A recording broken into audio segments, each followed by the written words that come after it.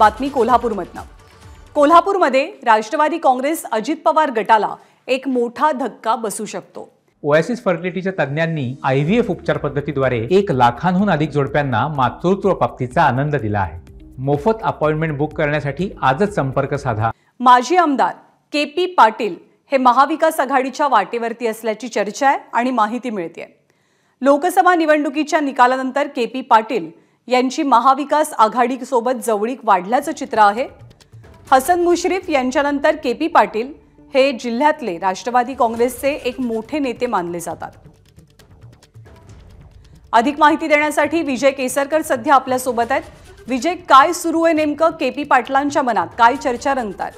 यांच्यानंतर राष्ट्रवादी काँग्रेस पक्ष अजित पवारांचे मोठे नेते मानले जातात, मात्र ते आता महाविकास आघाडीच्या वाटेवर आहेत। याचं कारण असं की राधानगरी बुदरगडमध्ये महायुतीचे आमदार प्रकाश आंबेडकर त्या ठिकाणी आहेत आणि त्यांनाच विधानसभेचं तिकीट मिळणार हे निश्चित आहे। आणि अशावेळी आपल्याला आमदारकी लढवायची असेल तर महाविकास आघाडीशिवाय पर्याय नाही आणि म्हणूनच ते कुठेतरी आता महाविकास आघाडीच्या वाटेवर आहेत।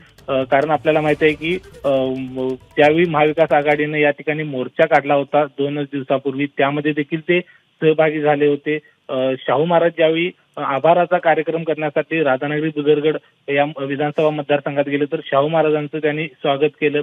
म्हणजे एकूणच KP पाटील यांची महाविकास आघाडीच्या दिशेने वाटचाल आहे ती सुरू झालेली आहे आणि म्हणूनच कुठेतरी पुन्हा एकदा अजित पवार गटाला या ठिकाणी धक्का बसू शकतो। कारण ज्यावेळी राष्ट्रवादी काँग्रेस पक्षाचे 2 पक्ष झाले त्यावेळी सगळ्या कार्यकर्त्यांचा असा रेटा होता की आपण शरद पवारांच्या सोबत राहिलं पाहिजे, मात्र KP पाटील हे बिद्री साखर कारखान्याचे काही परवानग्या हव्या होत्या आणि त्याच्यासाठीच सत्तेबरोबर आपण जात आहोत अशा पद्धतीचं त्यावेळी त्यांनी सांगितलं होतं।